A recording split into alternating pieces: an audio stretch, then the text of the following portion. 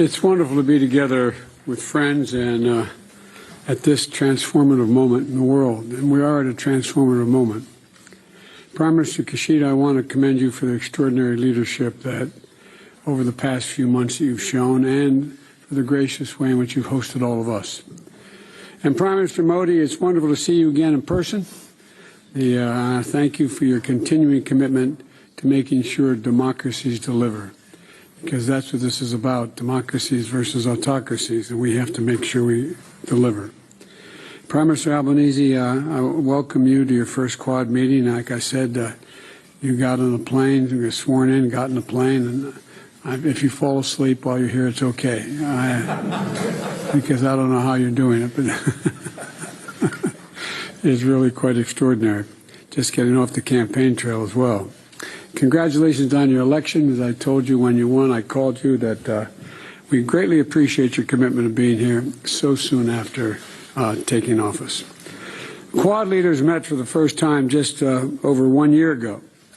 It seems longer, but to date our partnership is central to achieving our goals and critical for the foundation of our continuing cooperation, in my view.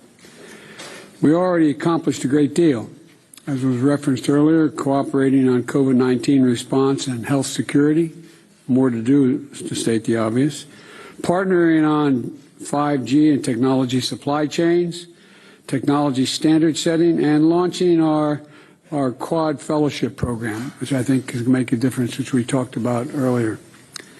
At the same time, we're navigating a dark hour in our shared history. The Russian brutal and unprovoked war against Ukraine has triggered a humanitarian catastrophe, and innocent civilians have killed in the streets, and millions of refugees are internally displaced as well as exiled. And this is more than just a European issue. It's a global issue. The fact is that if you turn on the television and you'll see what Russia's doing now, it appears to me that Putin is just trying to extinguish a culture.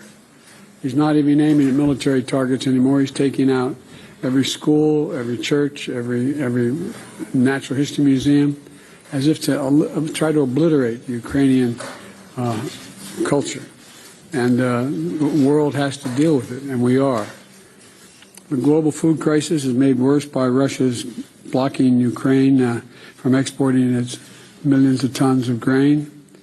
And also, as long as Russia continues the war, the United States will work with our partners to help lead a global response, because it's going to affect all parts of the world. At the same time, the United States must and will be a strong, steady, and enduring partner in the Indo-Pacific.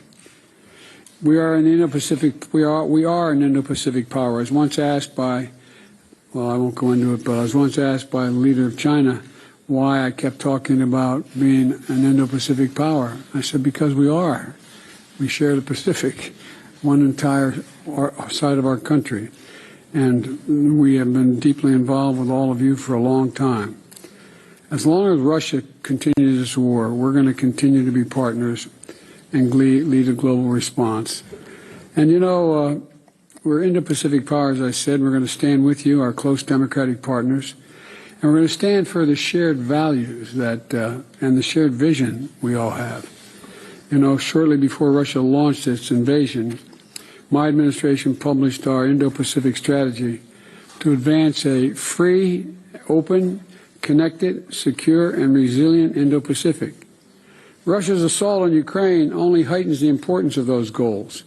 The fundamental principles of international order, territorial integrity and sovereignty, international law, human rights, must always be defended, regardless of where they're violated in the world. So the Quad has a lot of work ahead of us. It's the fact of the matter is that we have a lot of work to do, keeping this region peaceful and stable, tackling this pandemic and the next one, and addressing the climate crisis as referenced by our new colleague, ensuring that technologies of the future are governed according to our values, But in a short time, we've shown the Quad isn't just a passing fad. We mean business. We're here to get things done for the region, and I'm proud of what we're building together and I look forward to our vital partnership flourishing and for many years to come. Thank you, Mr. Prime Minister.